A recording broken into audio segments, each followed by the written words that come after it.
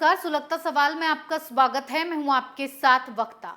आज सवालों से नटवरलाल केजरीवाल की भ्रष्टाचारी गैंग को सुलगाएंगे, जिससे आम आदमी पार्टी में खलबली मच जाएगी। क्योंकि उपराज्यपाल पर 1400 करोड़ के घोटाले का आरोप लगाकर केजरीवाल की गैंग बुरी फंस चुकी है। केजरीवाल के इसी झूठ पर उपराज्यपाल ने पहले तो कानूनी कार्रवाई की बात कही और अब चिट्ठी प्रहार किया है। ऐसा प्रहार कि केजरीवाल के होश फाख्ता हो गए हैं। उपराज्यपाल ने इस चिट्ठी में साफ शब्दों में कहा है कि केजरीवाल ने हताशा में भटकाव की रणनीति और झूठे आरोपों का सहारा लिया है। ये बात हकीकत भी है कि केजरीवाल अपने और अपने नेताओं के भ्रष्टाचार को छुपाने के लिए अब उपराज्यपाल को ही दबाने की कोशिश कर रहे हैं। क्यों? क्योंकि वीके सक्सेना ने ही केजरीवाल की गैंग के सारे भ्रष्टाचार का खुलासा किया है, जिससे सवाल सुलग रहे हैं। क्या एलजी के खिलाफ साजिश रच रहे हैं केजरीवाल? क्या केजरीवाल को ले डूबेगा एलजी पर लगाया झूठा आरोप? क्या उपराज्यपाल लेंगे केजरीवाल पर एक्शन? क्या भ्रष्टाचार में फंसे आपके कई नेता जाएंगे जेल? इन सवालों से केजरीवाल की मुसीबत दोगुनी होने वाली है। वो कैसे, तो कहानी में आगे ट्विस्ट बताएंगे, लेकिन उससे पहले केजरीवाल के होश उड़ा देने वाली उपराज्यपाल की चिट्ठी आपको सुना देते हैं। उपराज्यपाल वीके सक्सेना ने अपनी चिट्ठी में लिखा है, मैंने सुशासन, भ्रष्टाचार के प्रति जीरो टॉलरेंस और दिल्ली के लोगों के लिए बेहतर सेवाओं का आह्वान किया था, लेकिन दुर्भाग्य से माननीय मुख्यमंत्री अरविंद केजरीवाल जी ने हताशा में भटकाव की रणनीति और झूठे आरोपों का सहारा लिया। मुझे इस बात में कोई हैरानी नहीं होगी कि आने वाले दिनों में उन पर और उनके परिवार पर और भी आधारहीन व्यक्तिगत हमले होंगे। केजरीवाल को पता होना चाहिए कि मैं किसी भी परिस्थिति में अपने संवैधानिक कर्तव्यों से विचलित नहीं होऊंगा। दिल्ली के लोगों के जीवन में सुधार के लिए मेरी प्रतिबद्धता अटूट है। अब इसे उपराज्यपाल की तरफ से केजरीवाल चेतावनी समझें या ईमानदारी से काम पर डटे रहने का साहस, लेकिन वो केजरीवाल के झूठ के खिलाफ आवाज बुलंद करते रहेंगे और यही असली वजह है कि केजरीवाल वीके सक्सेना के खिलाफ साजिश रच रहे हैं। उनकी आवाज दबाने की कोशिश में लगे हुए हैं, उनके खिलाफ झूठे झूठे घोटाले के आरोप लगा रहे हैं।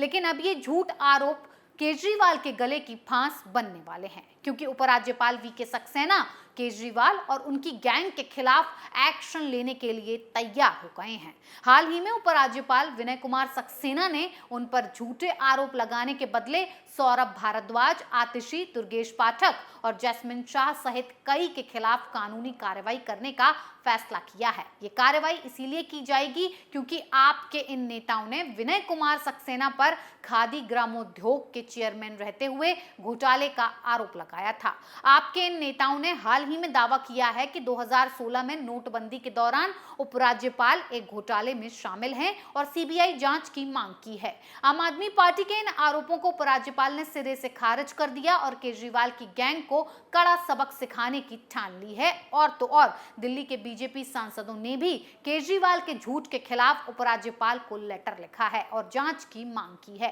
केजरीवाल चले थे उपराज्यपाल के लिए गड्ढा खोदने और खुद ही उस गड्ढे में जा गिरे, तो दूसरी तरफ बीजेपी ने केजरीवाल के खिलाफ मोर्चा खोलते हुए उनके झूठ की जांच की मांग की है। दिल्ली के सभी 7 बीजेपी सांसदों ने उपराज्यपाल विनय कुमार सक्सेना को पत्र लिखकर आम आदमी पार्टी की तरफ से लगाए जा रहे आरोपों की जांच की मांग की है। सांसद मनोज तिवारी का कहना है कि दिल्ली में लोकतंत्र की जड़ों पर बहुत बड़ी चोट पहुंच रही है। इसी वजह से दिल्ली के सभी 7 सांसद जनता के सवालों को सामने ला रहे हैं, लेकिन अरविंद केजरीवाल गैंग दिल्ली की जनता के सवालों का जवाब नहीं दे पा रहे हैं।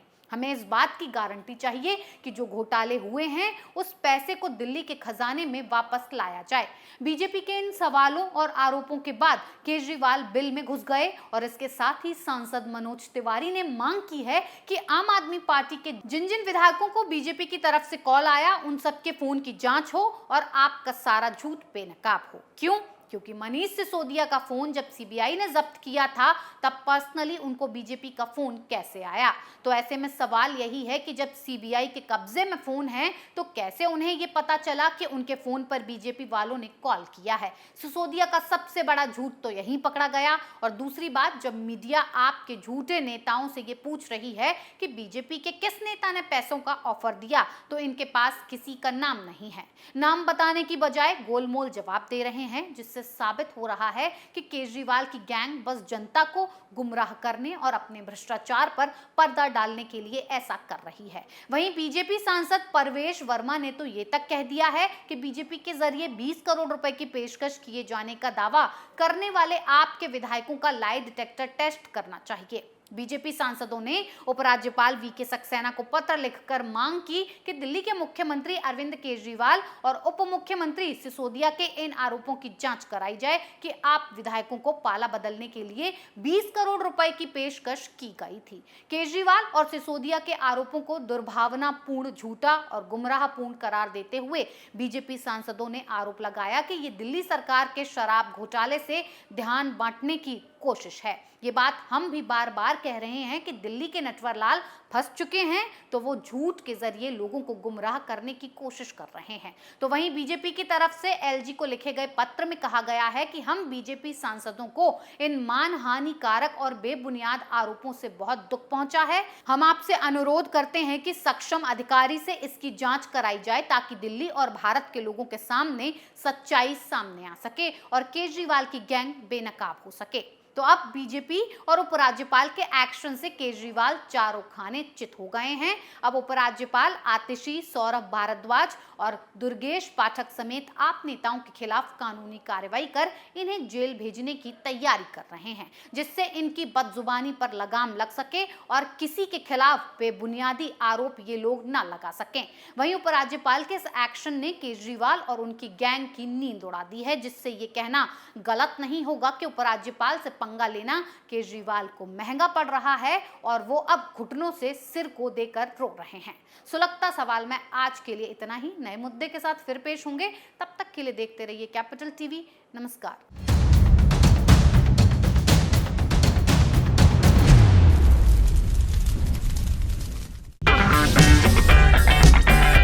अगर आपको हमारा वीडियो पसंद आया हो तो इसे लाइक करें, हमारे चैनल को सब्सक्राइब करें और हाँ, बेल आइकन दबाना ना भूलें ताकि आप तक हमारे वीडियो की नोटिफिकेशन पहुंचती रहे। आप अपना सुझाव हमें कमेंट बॉक्स में दे सकते हैं। हमारे साथ जुड़ने के लिए शुक्रिया।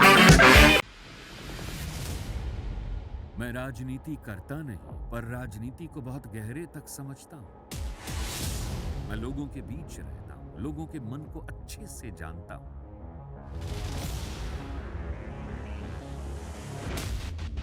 पब्लिक और पॉलिटिक्स की हर नफ्स को खूब पहचानता हूं। संघर्ष की सियासत से सत्ता के सिंहासन तक मैं हर खबर से खरा सच निकालता हूं। ना कोई दौड़, ना कोई रेस। Capital TV.